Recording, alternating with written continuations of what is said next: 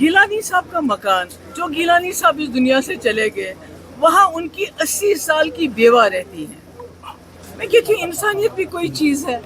अभी हाल ही में आपने बीजेपी वालों ने पूरा बिहार बंद किया माँ के नाम पे, कि उन्होंने कहा कि माँ के नाम पे किसी ने कोई गलत बयानी की, इसलिए पूरा बिहार बंद कर दिया। आज यहाँ एक बेवा है, एक माँ है जो 80 साल की है, एक मकान में रहती, आपने उस मकान को भी नहीं छोड़ा। गिलानी साहब के साथ आपके डिफरेंसेस हो सकते हैं, जैसे आरएसएस के साथ हमारे डिफरेंसेस हैं। जैसे आरएसएस की आइडियोलॉजी हमें कबूल नहीं है, इसी तरह गिलानी साहब की आइडियोलॉजी कबूल नहीं हो सकती है, मगर उसके मकान को भी आपने मुजरिम बना दिया, उसको अटैच किया। आपने जमात इस्लामी की स्कूल अटैच किए, आपने फलायम ट्रस्ट को अटैच किया, आपने बैन कर रहे हो, रोज छापे डालते हो, तो आखिरकार आपने कश्मीर को बनाया क्या है? जी 2 अक्टूबर यानी कि आज 2025 को गांधी जयंती के मौके पर दिया गया उनका यह बयान कि आतंकियों की संपत्तियों की कुर्की और तोड़फोड़ से कश्मीरियों में दूरियां बढ़ेंगी, कम नहीं होंगी। इस बयान ने पूरे देश को हिला दिया है। क्या ये महबूबा का अलगाववादी प्रेम है या कश्मीर की सुलह की कोशिश? आज हम खोलेंगे इसकी परतें। तो चलिए शुरू करते हैं। सबसे पहले थोड़ा सा बैकग्राउंड की बात करें महबूबा मुफ्ती की। कोई नया चेहरा नहीं है इनका। कश्मीर पॉलिटिक्स में 1959 में जन्मी महबूबा मुफ्ती मोहम्मद सईद की बेटी हैं, जो खुद जम्मू कश्मीर के पूर्व मुख्यमंत्री और केंद्रीय गृह मंत्री रह चुके हैं। महबूबा ने 1980 के दशक में पॉलिटिक्स में कदम रखा, जब उन्होंने जनता दल से विधायक चुनाव लड़ा। 1996 में वो पहली बार राज्यसभा पहुंची, लेकिन असली पहचान बनी 2002 में, जब उन्होंने अनंतनाग से लोकसभा सीट जीती। 2002 में पिता मुफ्ती मोहम्मद सईद ने पीपुल्स डेमोक्रेटिक पार्टी यानी पीडीपी की स्थापना की, एक ऐसी पार्टी जो कश्मीर में सॉफ्ट सेपरेटिज्म की मिसाल बनी। पीडीपी का फोकस था कश्मीर के लोगों को मुख्य धारा से जोड़ना, लेकिन डायलॉग और ऑटोनॉमी के जरिए। 2002 से 2005 तक मुफ्ती सरकार चली, जिसमें महबूबा कैबिनेट मंत्री रहीं। फिर 2014 में बीजेपी के साथ गठबंधन, जो 2018 में टूट गया।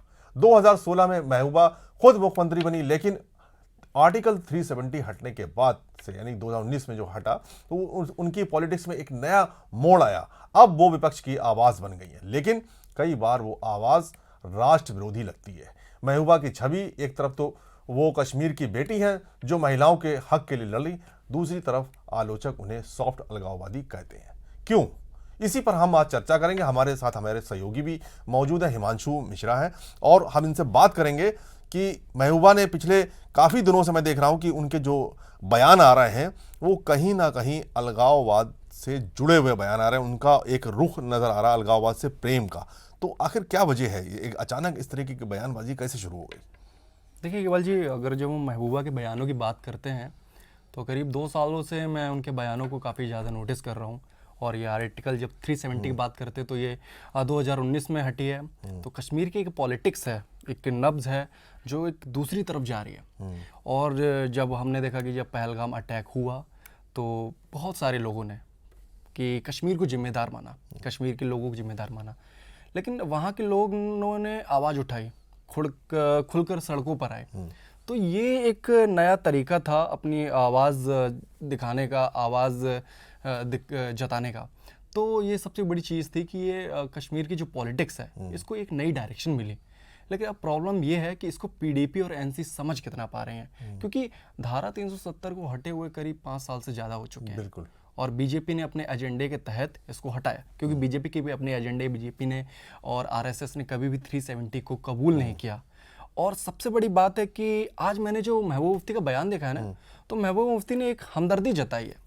और उनकी हमदर्दी की जब हम बात करते हैं तो उनकी हमदर्दी यासीन मलिक के लिए और अलगाववादी नेताओं के लिए बहुत ज़्यादा। अभी गिलानी के लिए जो बयान दिया है कि भाई उनकी जो 80 साल की बेवा है, विधवा हैं, वो उस मकान में रहती थी और उसको अटैच कर दिया गया और लोगों के घरों को बमों से उड़ा दिया जा रहा है। और फिर जब उनसे रिपोर्टर ने योगी वाला जवाब किया और सवाल किया तो उन्होंने उनको भी कहा कि उनको भगवान सद्बुद्धि दे। तो बेसिकली जब हम बात करते हैं कि जब हम उसको एक उत्तर प्रदेश के कॉन्टेक्स्ट में नहीं ले जा सकते हैं, क्योंकि उत्तर प्रदेश अलग है, जम्मू कश्मीर अलग है। जो जम्मू कश्मीर में घर गिराए जा रहे हैं वो कोई सामान्य अपराधियों के नहीं है, वो आतंकवादियों के हैं। बिल्कुल। और आतंकवादियों की जब हम बात करते हैं तो करीब जब हम कांग्रेस गवर्नमेंट की बात करते हैं तो कांग्रेस गवर्नमेंट ना टॉक से चल रही थी। अलगाववादी थे जम्मू कश्मीर में, और वो अलगाववादी ना केवल जम्मू कश्मीर में थे, वो पाकिस्तान भी जाते थे। वो पाकिस्तान में जो आज के जो टॉप मोस्ट वांटेड आतंकी हैं उनके साथ बैठते थे। कई बार हमने यासीन मलिक की फोटोज जो हैं वो कई खूंखार आतंकवादियों के साथ देखी हैं जो आज इंडिया में मोस्ट वांटेड है, उनके साथ देखिए। आज तो यासीन मलिक बंद है, लेकिन महबूबा की जब हमदर्दी की बात आती है तो वो खत भी लिखती हैं, कहीं गृह मंत्री को लिखती हैं कि भाई यासीन मलिक पर थोड़ी सी हमदर्दी दिखाई जाए। संसद का मास्टरमाइंड जो था अफजल गुरु, उसको लेके भी बहुत सपोर्टिव रही हैं। अरे उन्होंने अभी एक आर्टिकल लिखा है, एक पब्लिकेशन में उन्होंने आर्टिकल लिखा है कि उसमें अफजल गुरु और यासीन मलिक का जिक्र किया है। उन्होंने उन्हें कश्मीरी बताया है, कश्मीर के बेटे बताया है। यासीन मलिक के बारे में महबूबा की जो सोच है वो ये है कि यासीन मलिक एक टाइम वायलेंस का सहारा लिया करता था। उसने कई बार लोगों की हत्या की है, 4 एयरफोर्स कर्मियों की हत्या की है, ऐसा उसने खुद कबूलनामा किया है। लेकिन महबूबा का मानना है कि वो एक क्रांतिकारी था और उसने अब हथियार छोड़ दिए हैं, तो अब उसके साथ थोड़ी नरमी बरती जाए। महबूबा मुफ्ती का ये कहना है। लेकिन जब हम सेंट्रल गवर्नमेंट की बात करते हैं ना, तो जब कांग्रेस गवर्नमेंट काम करती थी, जब सेंट्रल में कांग्रेस की सरकार थी, कांग्रेस की सरकार पाकिस्तान से बातचीत करना चाहती थी।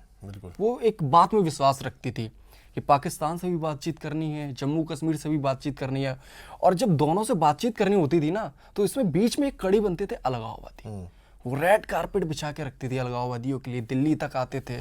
और सबसे बड़ी बात है कि वो यासीन मलिक हों या फिर गिलानी हो, रेड कारपेट बिछते थे उनके लिए। और ये अलगाववादी किसी के सगे नहीं हुए, ना तो ये भारत के सगे हुए और ना ही पाकिस्तान के सगे हुए, जैसा कि हम जानते हैं। और जैसे ही बीजेपी सरकार में आई है, उन्होंने कहा हमें बात ही नहीं करनी। बात किससे हो?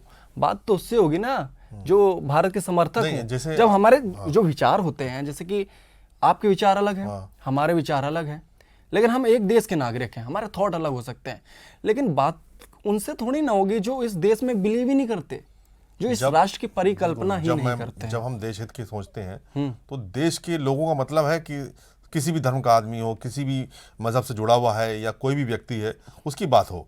ऐसे जम्मू कश्मीर राज्य की भी बात हो तो राज्य में भी हमें हर व्यक्ति को लेकर चलना। लेकिन हम देख रहे हैं कि महबूबा मुफ्ती मुख्यमंत्री भी रह चुकी हैं, चाहे वह मौजूदा मुख्यमंत्री उमर अब्दुल्ला भी हों, इन सबकी जो मतलब एक सोच है वो कहीं ना कहीं कश्मीर सेंट्रिक हो जाती है। ऐसा क्यों? देखिए, कश्मीर सेंट्रिक हो जाती है, इसकी सबसे बड़ी वजह है कि कश्मीर में जो अभी इलेक्शन हुआ था, संसदीय चुनाव हुए, लोकसभा का चुनाव हुआ है, मैंने विधानसभा चुनाव भी काफ़ी नज़दीक से देखा है। तो मैंने जैसे कि यूपी बिहार में जब हम कास्ट पॉलिटिक्स की बात करते हैं, तो मैंने सबसे ज़्यादा अगर कश्मीर में देखें तो वो इमोशंस देखें। आप इंजीनियर रशीद को देख लीजिए, इंजीनियर रशीद तो काफ़ी साल से जेल में बंद है, तिहाड़ में बंद है, लेकिन वो उमर अब्दुल्ला को हराकर संसदीय चुनाव जीत जाते हैं, लोकसभा सांसद बन जाते हैं। ये इमोशन की बात है। एक ऐसा आदमी जो तिहाड़ में बंद है, वो इमोशन के नाम पर लोकसभा चुनाव जीत जाता है। यहाँ कोई कास्ट पॉलिटिक्स नहीं थी, सिर्फ इमोशन थे। अब ये इमोशन जो सेंट्रिक पॉलिटिक्स है, ये कश्मीर में काम करती है। और जो महबूबा के टारगेट रहता है, ये वो उन लोगों को टारगेट करती हैं जो कहीं ना कहीं उनमें थोड़ी भारत विरोधी भावनाएं रहती हैं, और वो आर्मी से नफरत करते हैं, वो पुलिस से नफरत करते हैं। ऐसे लोगों को वो टारगेट करती हैं। तो महबूबा की पॉलिटिक्स, लेकिन महबूबा को समझना होगा ये चीज़, जब से पहलगाम अटैक हुआ है, लोग बाहर निकले हैं, हमले के खिलाफ बात करी है, लोगों की मदद की है, और एक देश के लिए प्रति प्रेम दिखाया है, एकजुटता की जो भावना दिखाई है, उसके बाद महबूबा को भी अपनी पॉलिटिक्स की एक जो डायरेक्शन है उसको बदलना होगा।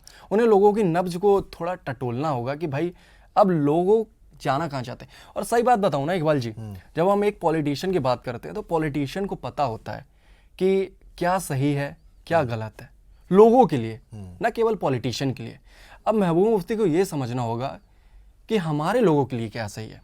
अब वो ऐसे बयान देती रहेंगी, इसका ना तो भारत सरकार पर असर पड़ने वाला है, ना कश्मीरियों पर असर पड़ना है। वो सिर्फ अपनी पॉलिटिक्स चमकाना चाहते हैं। लेकिन कहीं ना कहीं जो है, जो कश्मीर के युवा हैं, है ना, अभी आपने देखा वहाँ पत्थरबाजी एकदम खत्म हो चुकी, है ना। लोग देश की नीतियों से जुड़ना चाह रहे थे, है ना। लोग अब खेल को लेके जो है वो जागरूक हो चुके थे, और राष्ट्रीय स्तर पे लोग कश्मीर से निकल के सामने आ रहे थे। और केंद्र सरकार ने भी काफ़ी उनके लिए इनिशिएटिव्स उठाए हैं। लेकिन सवाल है, अगर इस तरीके के बयानबाजी अगर शुरू हो जाएगी, जैसे अभी देखो कि हजरत बल का इशू रहा हो, वहाँ अशोक स्तंभ को किस तरीके से कुचला गया, ठीक है, तो वो भी एक कहीं ना कहीं एक भड़काऊ ट्वीट की वजह से ऐसा हुआ है ना। इस तरीके का बयानबाजी की वजह से लोगों की विचारधारा फिर से बदल सकती है, लोगों में एक तरीके का वो फिर से जज्बा जाग सकता है। तो कहीं ना कहीं ये बयान जो है वो नुकसानदेह तो है कश्मीर की आवाम के लिए। देखिए केवल जब हम बात करते हैं पार्टी की, तो कुछ लोगों की जो पार्टियां हैं उनका वजूद ना रेडिकल्स की वजह से, एनसी हो गई, पीडीपी हो गई, अपने कश्मीर एक नई दिशा में आगे बढ़ रहा है, एजुकेशन हब बन रहा है। आप देखिए एम्स बना है, मोदी सरकार ने कितना इन्वेस्ट किया है, इंफ्रास्ट्रक्चर है। लेकिन प्रॉब्लम पता क्या होती है ना, अब ये रेडिकल्स का सहारा लेना चाहते हैं, और ये रेडिकल्स से ही बनी है पार्टियां, बिल्कुल, है ना। जब हम नेशनलिज्म की बात करते हैं तो नेशनलिज्म एक अलग चीज है, ठीक है। नेशनलिज्म तो कश्मीर में भी हो सकता है कि नहीं। कश्मीरियों का भी एक राष्ट्र के प्रति प्रेम हो सकता है, लेकिन वो राष्ट्र के प्रति प्रेम को कश्मीरी दिखाना नहीं चाहते, और जो कश्मीरी दिखाते हैं उनको अलग तरीके से ट्रीट किया जाता है। अब जो हजरत बल वाला इशू था, तो उसमें जो अशोक स्तंभ था, आपने देखा कि एनसी के विधायक ने ट्वीट किया, लोग भड़के और एक कश्मीर की गलत छवि बनी। सोशल मीडिया पर हमने देखा कि कई सारे जो इन्फ्लुएंसर थे उन्होंने कितनी गलत इमेज बनाई है कश्मीर की, और वो वीडियो हमें सोशल मीडिया पर दिख रही थी, लोग कितने गंदे तरीके से ईंट और पत्थर से उस अशोक स्तंभ को तोड़ रहे थे। इससे क्या कश्मीर की छवि बनी होगी? आखिर जो एनसी एमएलए था उसने जो ट्वीट किया वो तो समझदार था ना, समझदार था। जनता समझदार नहीं होती, लेकिन आप ऐसे पद पर मौजूदा बैठे हैं। सरकार होने की है तो कुछ मतलब कहीं ना कहीं पार्टी को एक्शन लेना चाहिए था, बिल्कुल, लेकिन कुछ नहीं हुआ उसमें। आप ऐसे पद पर बैठे हैं, आपको समझना होगा कि जनता का भला किस में है कि नहीं। बिल्कुल, आप अपने हिसाब से तो नहीं चला सकते ना सारी चीजें। आपने ट्वीट कर दिया, जनता बड़ा उठी, तोड़फोड़ कर दी। तो अभी महबूबा मुफ्ती का जो स्टेटमेंट आ रहे हैं, लगातार जो स्टेटमेंट दे रही हैं, क्या माना जाए? क्या जब से विधानसभा चुनाव में इनकी हार हुई है, वो भी बुरी तरह हार, तो ये हार की वजह से इस तरीके की मतलब विपक्ष में आ गई है, तो अब इनको ये डर लग रहा कहीं ऐसा ना हो पार्टी का एकदम खात्मा हो जाए, पार्टी एकदम ख़त्म हो जाए, तो बार बार अपने आप को हाईलाइट मतलब लाइमलाइट में रखने के लिए खुद को हाईलाइट इतना ज़्यादा कर रही हैं, इसी वजह से ये सब बयानबाजी हो रही है। बेसिकली जब इकबाल जी ना पीडीपी की बात, जब मैं सोचता हूँ ना कि पीडीपी एक पार्टी है, पीपुल्स डेमोक्रेटिक पार्टी, तो मुझे लगा था कि लोगों के हक के लिए, लोगों की आवाज़ के लिए इस पे बनी थी, बिल्कुल नए कश्मीर के लिए बनी थी। और अब एक कश्मीर वो नई दिशा में आगे बढ़ रहा है। अब बेसिकली जब हम महबूबा मुफ्ती की बात करते हो तो इतने कम विधायक हैं उनके, चुनाव जीत नहीं पाई, लोकसभा चुनाव भी हार गई, उनकी बेटी भी चुनाव हार गई, तो पीडीपी का अभी ना एक एक्सपेरिमेंट चल रहा है, वो एक्सपेरिमेंट कर रहे हैं। उनके रोज आप एक ना एक बयान देखेंगे जो कभी अलग बोलेंगी, कभी उनकी बेटी अलग बोलेंगी, कभी महबूबा मुफ्ती अलग बोलेंगे। कुल अभी पीडीपी से 3 नाम बहुत ज़्यादा हाईलाइट रहते हैं, एक तो खुद पीडीपी प्रमुख महबूबा मुफ्ती, एक उनकी बेटी इल्तिजा मुफ्ती, और तीसरा पुलवामा से हमारे विधायक वहीद पर्रा। वो तीनों काफ़ी सोशल मीडिया पर छाए रहते हैं, काफ़ी ज़्यादा इशू को लेकर बोलते हैं, लेकिन तीनों का ना अभी मुझे ऐसा लगता है कि एक्सपेरिमेंट चल रहा है। अच्छा, अभी देखो हालिया में आम आदमी पार्टी का जो विधायक था राज मलिक, उसके ऊपर पीएसए लगाया गया, उसमें भी उन्होंने कई बार मतलब बयान उस पर दिया है, उसके समर्थन में पीएसए क्यों लगाया गया, पीएसए का विरोध किया उन्होंने। तो क्या लगता है मतलब हर चीज़ में मतलब जो एक केंद्र की तरफ से अगर कुछ इम्प्लीमेंट होता है तो भी उनका विरोध होता है, या कुछ कानून लागू किए जा रहे हैं तो भी उनका विरोध होता है, इसका क्या मतलब है? पीडीपी एनसी हो, उनमें ना एक वो आप बात करते हैं ना रस्सी जल गई बल नहीं गया। हाँ, वो रस्सी पता है कब जली थी? 2019 में जली थी, जब बीजेपी ने सरकार ने जो धारा 370 हटाई थी, वो रस्सी उस वक्त जल चुकी थी। लेकिन जो बल है ना वो अभी भी नहीं गया है। वो अभी भी बात करते हैं कि भाई पाकिस्तान से बातचीत करनी चाहिए। अब मुझे इकबाल जी एक बात बताइए, पाकिस्तान से बातचीत करनी चाहिए कि नहीं करनी चाहिए, ये महबूबा मुफ्ती, फारूक अब्दुल्ला और उमर अब्दुल्ला बताएंगे? ये तो हमारा विदेश मंत्रालय बताएगा ना, ये तो हमारी केंद्र सरकार बताएगी पाकिस्तान के साथ बातचीत करनी चाहिए कि नहीं करनी चाहिए। आप कौन होते हैं बताने वाले? ये वही बल है, पाकिस्तान से बातचीत करनी चाहिए, सिंधु जल संधि को रद्द नहीं करना चाहिए, यासीन मलिक पे हमदर्दी जतानी चाहिए, उसे थोड़ी रियायत देनी चाहिए। ये जो ये कई सारी पार्टियों का है, ना केवल पीडीपी का। महबूबा मुफ्ती का भी दर्द छलकता है यासीन मलिक के लिए। जेकेपीसी के जो सज्जाद गनी लोन है वो भी एफिडेविट पढ़ते हैं, वो भी एक एडिटोरियल कमेंट निकालते हैं पूरा। राज मलिक के इशू पे जितने भी दल थे वो सब एकजुट हो गए थे। देखिए इसमें देखो अभी महबूबा मुफ्ती के जो पिछले जो बयान रहे, अगर हम उसकी भी बात कर लेते हैं कि अभी आप जो लेटर की बात करी थी आर्टिकल की, तो 26 सितंबर को एक आर्टिकल लिखकर यासीन मलिक जो कि JK-11 के चीफ और 4 IAF जवान के हत्या के दोषी भी हैं, ठीक है। हाँ। और अफजल गुरु संसद हमले का मास्टरमाइंड है, उसके बचाव में भी आई। 2019 में उन्होंने लोकल आतंकियों को सॉन्स ऑफ द सॉइल कहा था और 2018 में आतंकी व सिक्योरिटी फोर्सेस को एक दूसरे के परिवारों को निशाना बनाने वाला बराबर ठहराया था। और अब आज देखिए उनका क्या बयान आ गया कि आतंकियों के जो संपत्तियां हैं उनको नष्ट ना किया जाए। तो कहीं ये जो बयान आ रहा है लगातार, तो कहीं ना कहीं आतंकवादियों के समर्थन में खड़ी हो गई लगता है महबूबा मुफ्ती, है ना। जब पहलगाम में घटना होती है, आतंकवादी हमला होता है, तो जब महबूबा मुफ्ती ने उसकी निंदा की थी, है ना, कि गलत हुआ, आतंकवादियों ने ये गलत किया, तब उन्होंने शब्द भी इस्तेमाल किया था, लेकिन आज वो उन्हीं आतंकियों के समर्थन में है। देखिए यार, दोहरा रवैया चलने नहीं वाला कश्मीर में। वही चीज। और बेसिकली जब आज भी मैंने जो कश्मीर महबूबा मुफ्ती का जो बयान है वो सुना काफ़ी, वो लास्ट में कहते हैं कि हमें टॉक करनी चाहिए। गाजा का जो इशू है वो भी टॉक के जरिए सुलझाया जा रहा है, बातचीत के जरिए सुलझाया जा रहा है। लद्दाख में, लेह में जो वायलेंस हुई, हिंसा हुई, उसको भी बातचीत के जरिए सुलझाया जा रहा है। अभी जो मतलब 6 अक्टूबर को मीटिंग रखी गई है, कश्मीर में बात क्यों नहीं की जा रही? तो मैं महबूबा मुफ्ती को एक बात बताना चाहूँगा, कश्मीर में बात ना कांग्रेस सरकार के टाइम से हो रही है, और कांग्रेस सरकार के टाइम से बातचीत हो रही है। बातचीत पता कौन कर रहा है भाई? सरकार भी बातचीत कर रही है, अलगाववादी भी बातचीत कर रहे हैं, हुर्रियत के लोग बातचीत कर रहे हैं, आप बातचीत कर रहे हैं, पाकिस्तान के लोग बातचीत कर रहे हैं। लेकिन जब से बीजेपी सरकार आई है ना, बातचीत बंद। बीजेपी का सीधा कहना है कि बातचीत बहुत हो चुकी, बातचीत से अगर कुछ होता ना तो अब तक हो जाता, इतने हमले होते नहीं अगर बातचीत से ही होता। अलगाववादियों के लिए रेड कारपेट बिछाने वाली कांग्रेस सरकार थी। आप लोग का भी काफ़ी प्रेम उमड़ता था, आज की डेट है, रस्सी जल गई बल नहीं गया, आप लोग का अभी भी प्रेम उमड़ रहा है। कुल मिला के बातचीत तो नहीं होने वाली। आपने कहा कि कश्मीर में बातचीत क्यों नहीं करते? बातचीत करके तो बहुत देख ली, बातचीत करके कुछ नहीं होने वाला। बातचीत की होती तो ये पहलगाम हमला ना होता, उड़ी अटैक ना होता, पठानकोट वाला हमला ना होता। बातचीत से हमें मिला क्या है? अभी आने वाले जो क्षेत्रीय चुनाव जो आ रहे हैं अभी जम्मू कश्मीर में, है ना, तो क्या लगता है इन बयानों का उन चुनाव से कुछ महबूबा मुफ्ती फायदा उठाएंगे? यार मैंने बोला ना, एक्सपेरिमेंट चल रहा है। लोकसभा चुनाव हार गई ना महबूबा मुफ्ती, विधानसभा चुनाव हार गई ना, कितनी विधायक पहुंचे उनके?